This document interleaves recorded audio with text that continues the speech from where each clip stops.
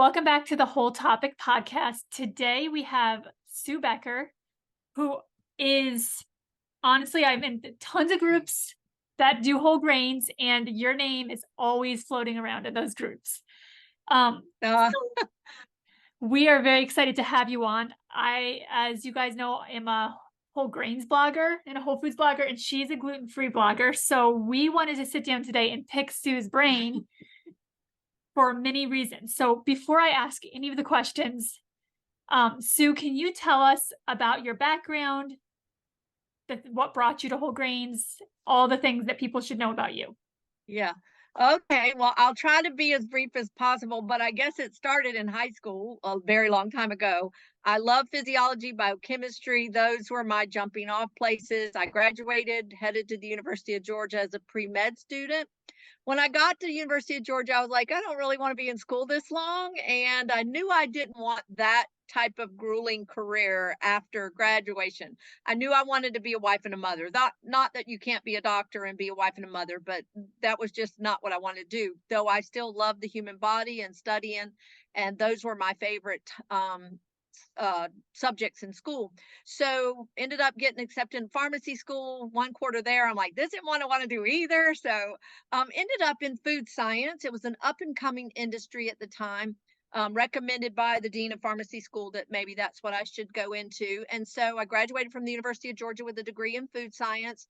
I worked as a bacteriologist for Kraft Foods for almost 5 years before I started having children. I knew I wanted to be a stay at home mom. And I met my husband at the University of Georgia. We married our senior year. And like I said, after graduation, I worked for Kraft Foods. But the thing is, after graduating from college, I continued to study. I laugh and say I probably was a better student after graduation than I ever was in school. But I loved just reading and studying how the body works.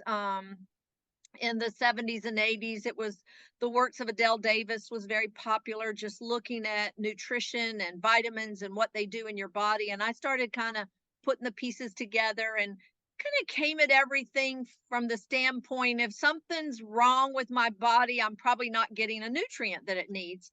And it wasn't focused as much on food then as it was on maybe supplementation or things like that. But still, as time went on, and the more I studied, I believed wholeheartedly in eating real food.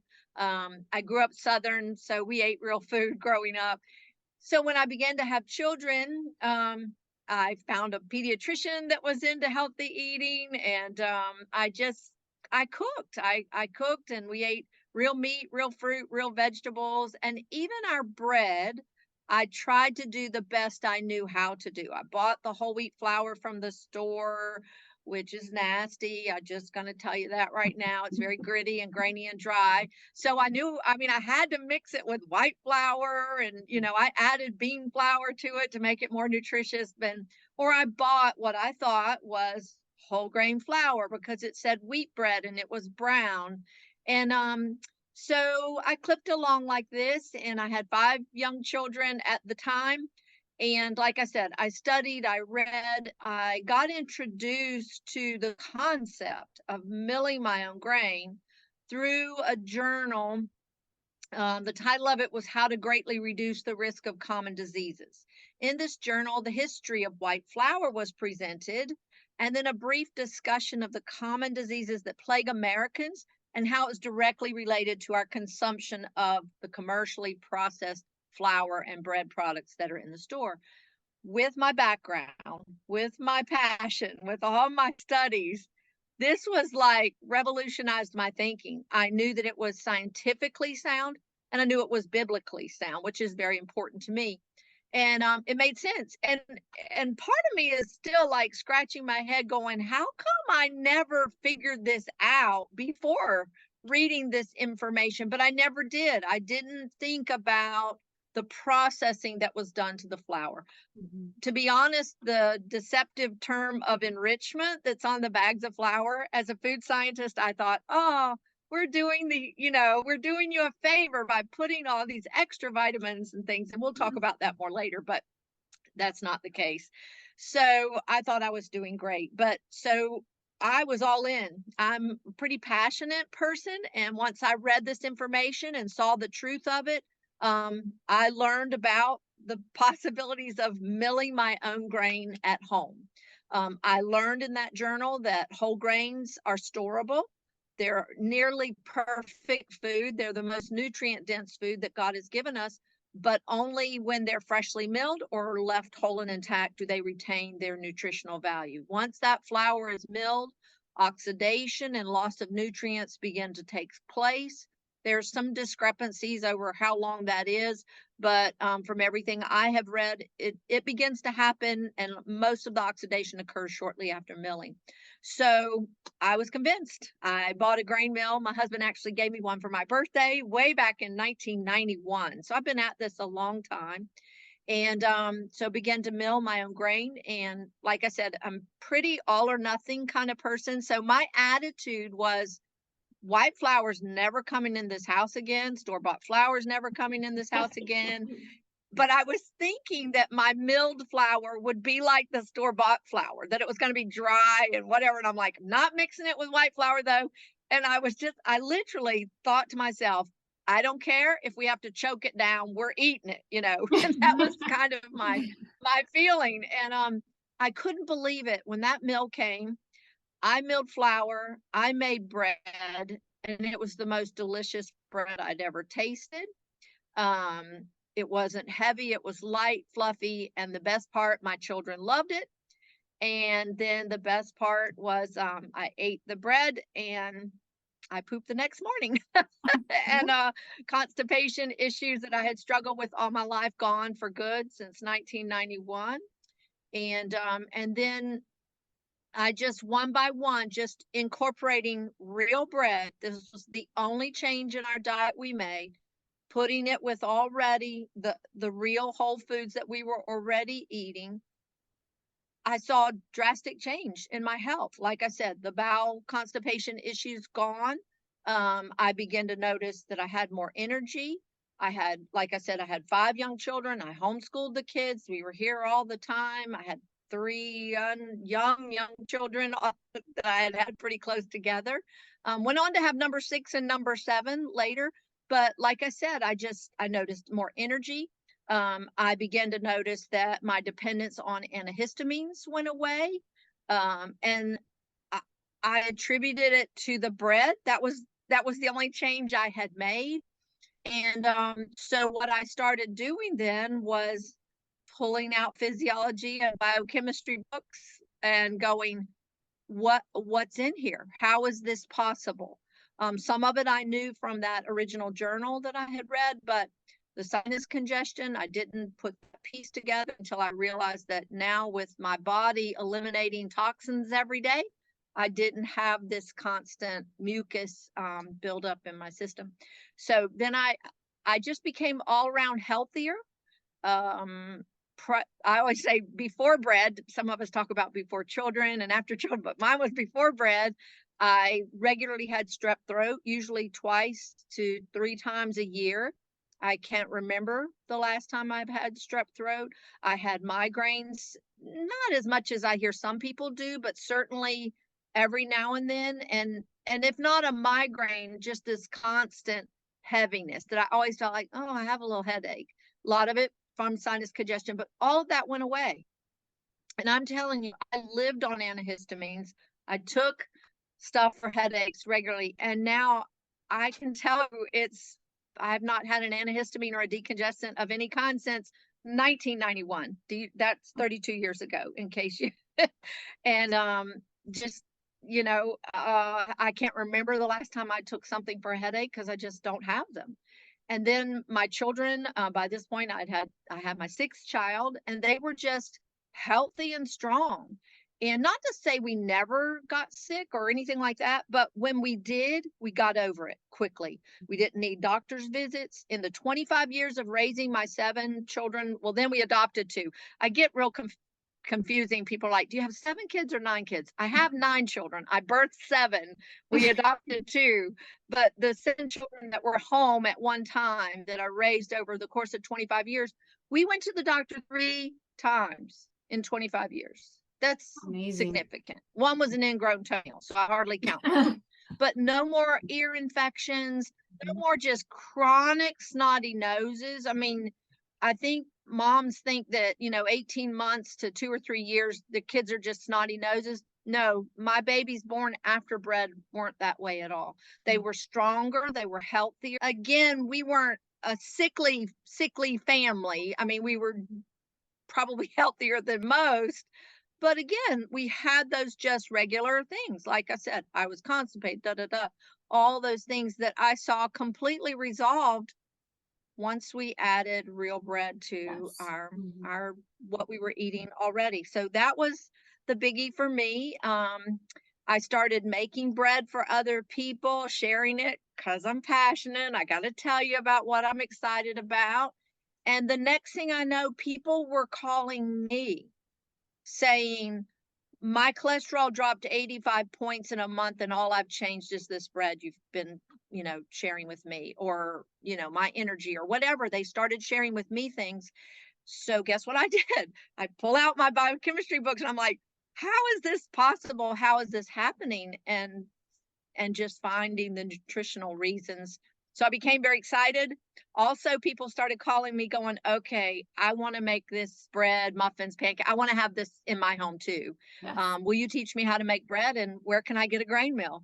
And so after some people ask, in 1992, the fall of 1992, I met my husband in the driveway. He came home from work one day, and I'd been making bread for people all day long, homeschooling my 6 children, feeding the dog, doing laundry, whatever. And I just looked at him and I said, I don't think I'm supposed to make bread for the world. I think I'm supposed to teach the world to make bread for themselves. Hmm. And that's how Bread Becker started, on my porch swing in my driveway with a customer base of 4.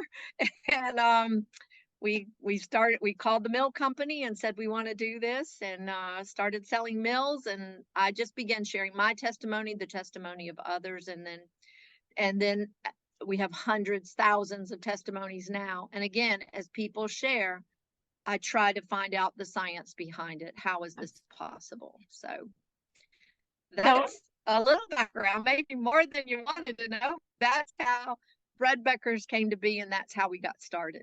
no, that's great. I like how thorough you were with that because so how I found out about you. So we grew up, my mom did do some whole grain baking, but I never really knew why. It was just the healthier choice. But then we went for a few years when I got married. We didn't do it at all. And then I think it was 2 years ago, 3 years ago. I kind of always cooked with whole grains only because that's what I was taught. But I Yeah, didn't eat whole grain, or I didn't eat anything outside of like, I didn't even eat whole grains at this point. I just made it for my family because everything that I bought from the store made me sick. It would make me feel like super bloated and just super sick all the time. So I ate nothing. And then there was this video that you did that was being passed around among tons of my mom friend groups called, I think The it was bread of life. The Bread of Life. Yes. real And bread, the staff of life. Yep.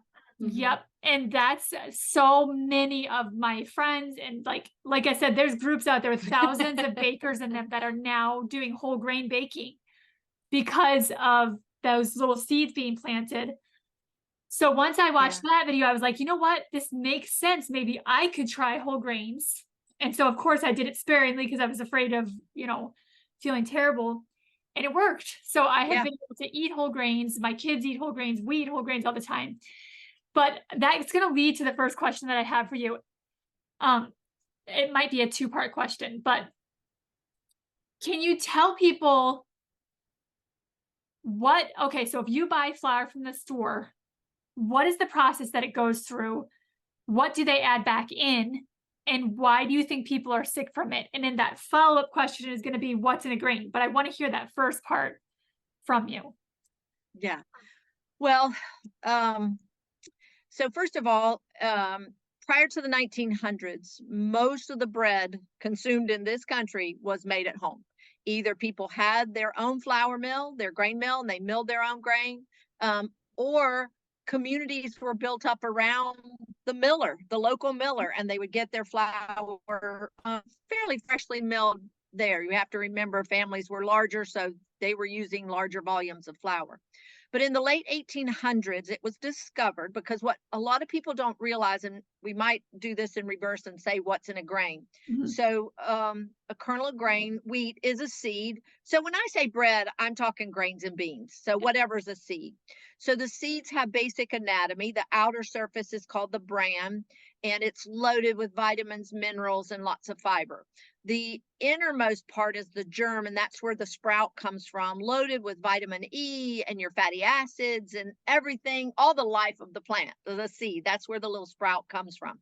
Everything else in there, in that kernel of grain, is little packets of protein and starch, and it's called the endosperm, and it makes up most of the grain. But that's for all practical purposes all that it is.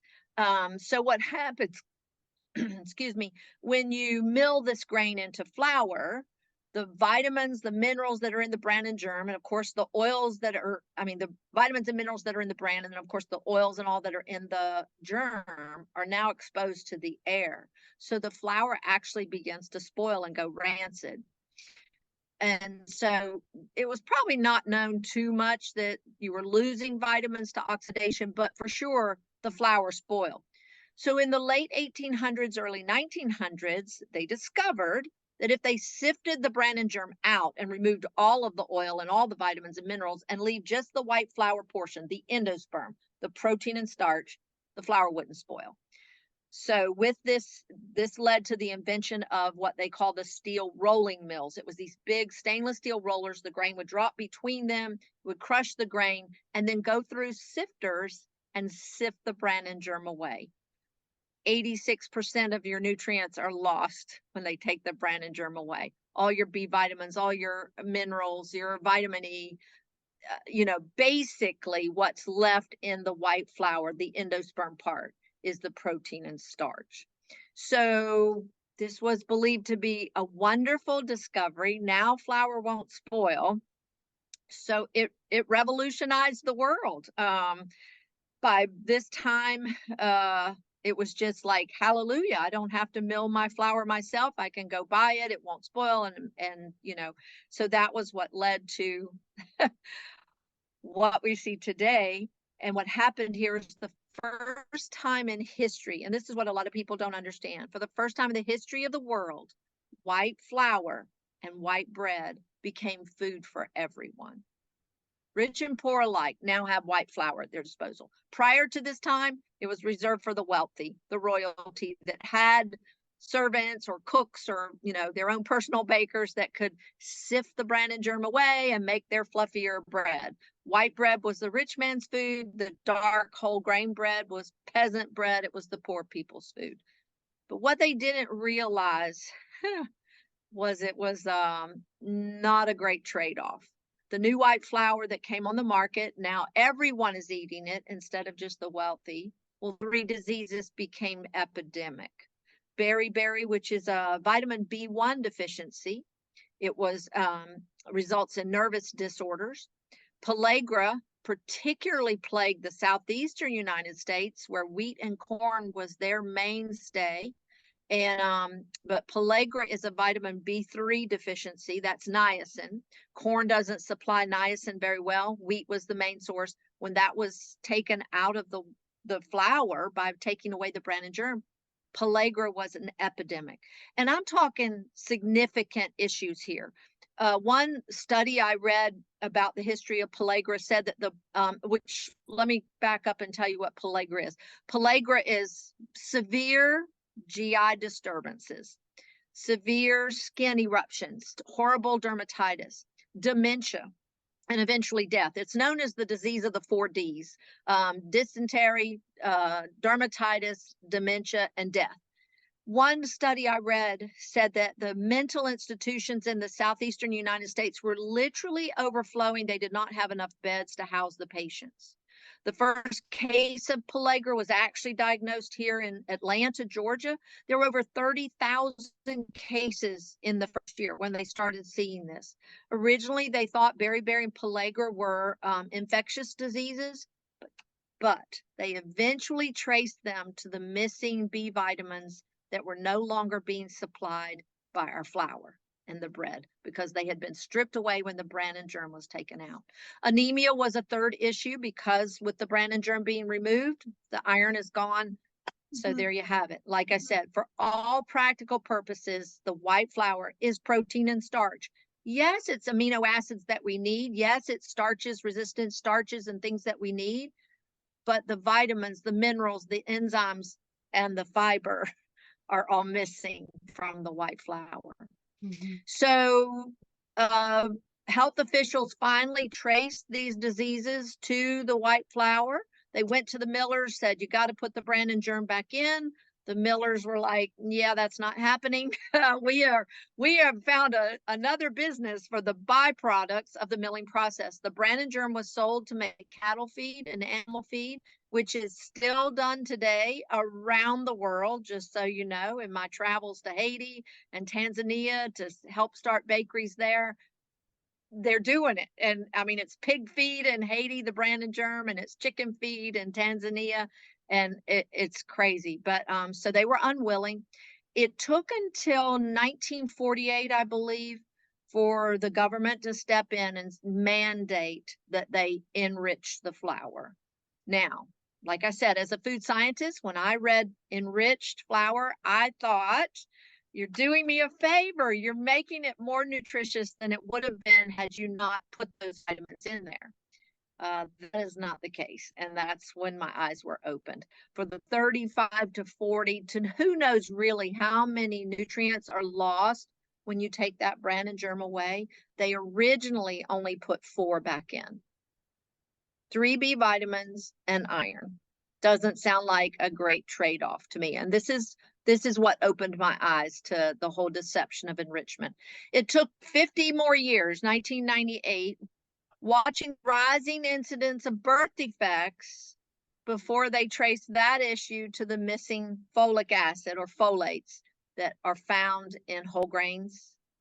And that was lost when they take the bran and germ away. So then it's now mandated that they add folic acid. So 3 B vitamins, iron, and then folic acid later. Supposedly, and I say supposedly, this took care of beriberi pellagra anemia. But I always have to ask this question. How many digestive issues, bowel issues do we have in this country today?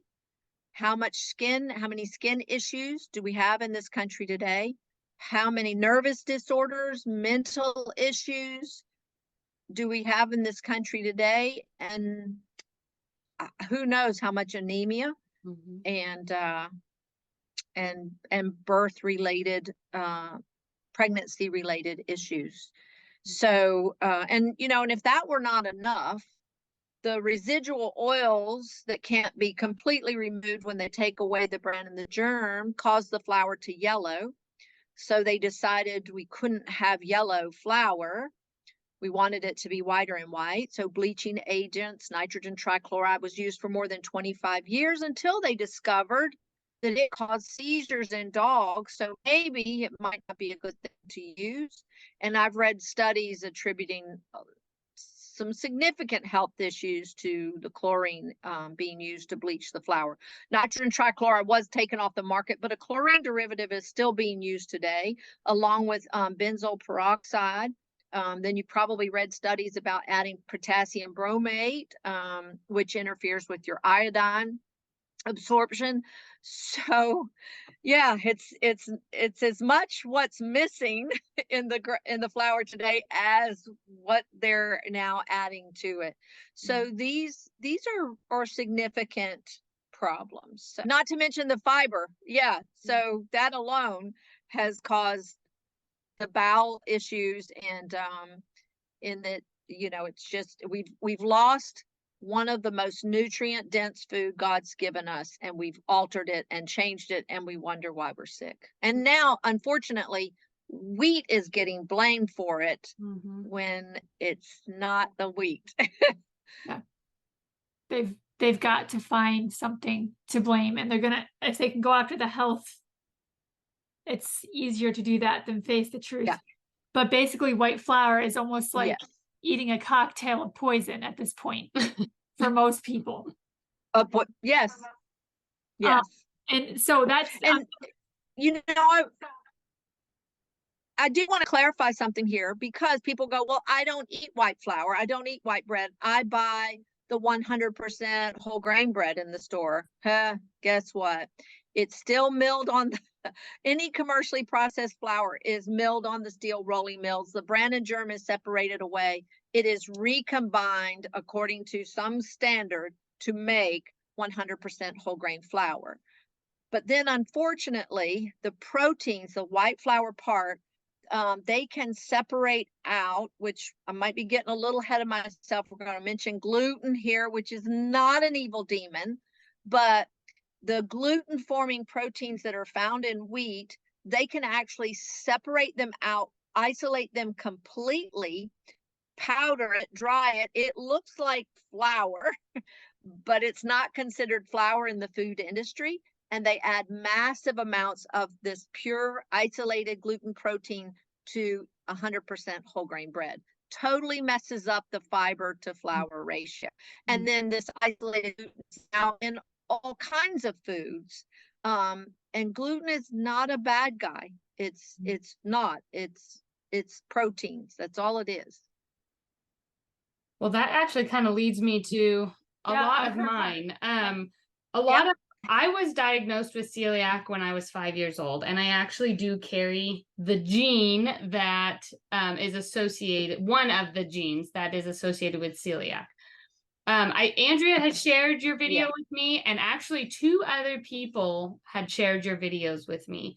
And it got me really in a lot of prayer and thinking, where did celiac come from? And why was I diagnosed with that? And if I, as a young child, when I was told I had to be gluten-free, if we would have, because of celiac, if we would have gone whole grains, would that have made a difference in my life? And all of these questions. One of my big questions is, have you seen people who have been diagnosed with celiac and been able to use it? Because one of my thoughts has been, and it's been something that I was 5 years old when I was diagnosed with celiac. I've been gluten-free for 33 years. So there is a little bit of a fear, but there's not too. I really want to try it. And one of them is to use an ancient grain like einkorn or something like that, and do it in a sourdough form. And have you seen people that have been diagnosed with celiac have success with that? That's a loaded question. I'm going to see if I can answer it a little bit simply. The problem today is many people are being diagnosed with celiac disease when it's not true celiac disease. And I finally found a study that differentiates. There's genetic celiac disease, which you very well could have. And then there's non-genetic celiac disease, which is based on symptoms. It has all the destruction of the villi, the can't eat the bread, can't eat anything with gluten and have these adverse reactions. So let's back it up. I've searched a little bit in response to your question. They really don't know the origins of genetic celiac disease. Okay. But it affects less than 1% of the American population. Less than 1%. That's pretty significant to understand that in light of everyone has celiac disease today. Yeah. Chances are, what you're telling me, you probably have genetic celiac disease. Okay. Most of the time you're diagnosed by the time you're 10 years old. You're a sickly child, you have abdominal pain and issues, usually anemic because it destroys the villi, so there's nutrient absorption. So you probably have genetic celiac disease. The bad news for you is you cannot eat wheat. Yeah. Not einkorn, not spelt, not sourdough, not nothing. Not nothing. That wasn't very good English, but you can't, because that genetic disposition, you cannot digest a particular amino acid called gliadin. Flour is about 70% protein. White flour, there's starches and other things there. 80% of those proteins are gluten forming proteins. They're known as, the main one is gliadin and glutenin. Those are unique to the wheat family. They are two proteins that are found in wheat flour naturally. They were not put in there. I want to say absolutely, wheat is not genetically modified. These proteins have always been there. They're unique to the wheat family. And what they do, gliadin and glutenin, when wheat flour is hydrated, when you wet it, when you mix it up into a dough, when those proteins are hydrated, it forms this stretchy substance called gluten. That's what gluten is. Gluten is not really in grains. It is something that forms from the proteins that are in grain, that are in wheat. Those proteins are very important to bread making. Without gliadin and glutenin, you wouldn't get risen bread. You would have flat bread. They are not found in the other family of grains. They're not found in corn. They're not found in rice. They're not found in millet and these other grains. They're not found in beans. And that is why wheat is the king of yeast bread making, because that's those stretchy strands of protein. When you leaven bread with either sourdough or yeast, it produces carbon dioxide, and the stretchy strands of protein allow the bread to rise. That's all gluten is proteins. Okay. So I hate to tell you, you probably will have trouble. I've even spent the last 2 weeks researching modern wheat versus ancient wheat, and they actually have found that einkorn actually has more gliadin than some of the modern varieties today. So it's still considered toxic for true celiacs, is what I call it, or genetic celiacs. So how would you know, or is there any kind of scientific to know if you are a non-genetic celiac or a genetic celiac? Knowing that I carry one of the genes is a good indicator. It could be, yes. Yeah. Doesn't mean you necessarily have it, but also your symptoms, even when you were young, before before celiac was such a popular buzzword. Yeah, but I will tell you, on my podcast, Sue's Healthy Minutes, I interviewed, I think it's episode 66. Yeah, I wrote some of the episodes down. Girl Sarah Valentine shares her testimony. She was diagnosed with celiac at 10. So she had been celiac all these years. But she didn't do the antibody testing. Have you ever had the antibody testing done? No, I haven't. Okay, so she didn't do it either. And she has discovered either, this is what she says, either it was a misdiagnosis and she never had true genetic celiac, or God healed her. Because with fear and trembling, her mother watched the real bread of staff of life, started making bread, and she had been gluten-free for 10 years. Wow. And she said gluten-free and dairy-free, that both of them really disrupted her digestive and bowels and just made her sick. She said dairy she could cheat on a little bit, but gluten, not at all. And she came home from school one weekend, and her mother had bread made, and her brothers and her mother all were like, just try it, just try it. And finally she gave in with fear and trembling and tried it. She said she had absolutely no pain, no suffering. She had the best bowel movement she had had in 10 years. The next morning she slept, she felt great. She said, I can eat this bread. So that's her testimony, is either it was a misdiagnosis or God healed her, because she said she had been praying. So but those are just things that you can look for. Now, like I said, non-genetic celiac disease, which so many people are being diagnosed with really today, and they're not being told that. Two things. I think I read a statistic that about 60% of people self-diagnose. They just decide, because it doesn't take rocket scientists to know if that bread gives you stomach pains and diarrhea and makes you sick. So you quit eating that and you feel better. So you say, okay, I must have a gluten sensitivity. Or then some is misdiagnosed because the processed flour that we're consuming in the store, the excessive amount of isolated gluten, or it being in excessive amounts in bread products and cakes and cookies and things like that, and in seasoning mixes and soy sauce and everything. The excessive consumption of this without the vitamins, the minerals, the enzymes, and all the other things that go in with that grain is causing the laying down of the villi, the stomach pain, and all the symptoms of celiac disease. And unfortunately, a lot of medical diagnosis is based on symptoms. Right. So people are getting diagnosed with that. I cannot begin to tell you the hundreds of testimonies of people that tell us, I was gluten-free, couldn't eat bread from the store. And then I started milling, and I not only can tolerate it, it has drastically improved my health. I've never felt better. I don't have bowel issues at all. So that's when I started doing the research and learning the term of non-genetic celiac disease. So unfortunately, it may be a trial and error thing for you. But we have not seen that people have to eat einkorn or spelt or kamut.